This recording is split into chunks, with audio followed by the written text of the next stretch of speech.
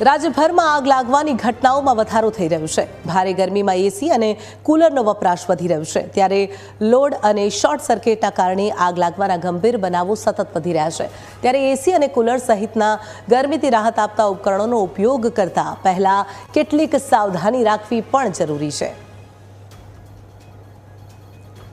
તમારે તકેદારી તો આ જ રાખવાની છે કે એસીને નિયમિત સમયાંતરે એની સર્વિસ કરાવો, એના ફિલ્ટર બહારની હવાથી જે ઉડતી ધૂળના રજકરણો છે ફિલ્ટર ચોકઅપ થઈ જાય નહીં એનું ચોક્કસ ધ્યાન રાખો। દર 15 દિવસે એક વખત ફિલ્ટર રેગ્યુલર સાફ કરતા રહો। એ તમારે ધ્યાન એ રાખવાનું છે ઘરની અંદર કે ઓફિસમાં કે એસીનું કુલિંગની પેટર્ન બદલાઈ છે તો આપણને ખબર પડે છે કે પહેલાં આટલી સેકન્ડમાં કુલિંગ થતું હતું, હવે આટલી મિનિટ લાગે છે, તો કંઈક ગરબડ છે, એને મોનિટર કરો। એસી તમે ચાલુ કરો છો ત્યારે કોઈક અજુગતી સ્મેલ દુર્ગંધ આવે છે, એના ઉપર ત્યાં આપણે તમારું ધ્યાન ત્યાં આગળ કેન્દ્રિત કરો।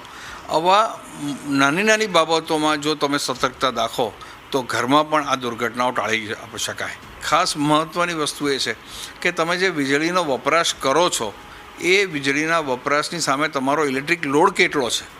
તમે ઘરમાં 10 યુનિટ કે 10 કિલોવોટ વાપરો છો અને તમારી પાસે ઇલેક્ટ્રિક સપ્લાય ટોરન્ટ પાવરનો કે જીઈબીનો 5 જ કિલોવોટ છે, તો જે ઓવરલોડિંગ છે એ પણ આ પ્રકારની દુર્ઘટના નોતરતી હોય છે। એટલે જેટલો તમારો વપરાશ છે એટલો લોડ તમારી પાસે છે કે નહીં એ બાબતની બી ચોકસાઈ રાખવી જોઈએ।